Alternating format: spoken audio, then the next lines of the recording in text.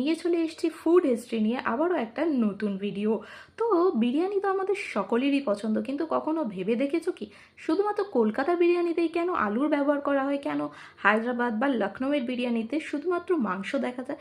তো আজকে সেই হিস্ট্রি তোমাদের সাথে একটু আলোচনা করব। তো চলো জেনে নেওয়া যাক সেই ইতিহাস।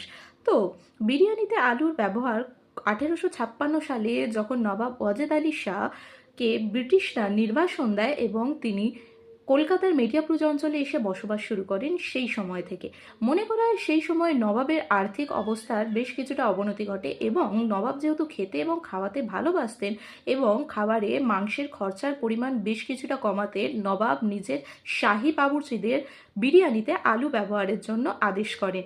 তবে এক্ষেত্রে বেশ কিছুটা দ্বিমত আছে। নবাবের বংশধরেরা মনে করেন নবাব সেই সময়ও বেশ ধনী ছিলেন এবং তিনি শুধুমাত্র খাবারের স্বাদের পরিবর্তন করাতে নিজের শাহী বাবুর্চদের সেই সময় পর্তুগিজ থেকে আসা সেই আলুর একেবারে ব্যবহার করার জন্য এবং নিজের স্বাদের পরিবর্তন ঘটানোর জন্য বিরিয়ানিতে আলু ব্যবহারের আদেশ করেন।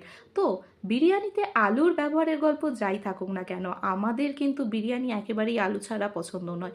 তো তোমাদের কি কলকাতা স্টাইল বিরিয়ানি বা আলু বিরিয়ানি কতটা পছন্দ, সেটা অবশ্যই কমেন্ট করে জানিও। আর আমার ভিডিওটা ভালো লাগলে অবশ্যই লাইক শেয়ার সাবস্ক্রাইব করে দিও। আর ফেসবুক থেকে দেখে থাকলে অবশ্যই পেজটাকে ফলো করে দিও। এরকম আরও ছোট ছোট ফুড হিস্ট্রি, আরও ছোট ছোট গল্প জানতে অবশ্যই পাশে থেকো। তো চলো আজকের ভিডিওটা এখানেই শেষ করছি, দেখা হচ্ছে পরের ভিডিওতে। টাটা।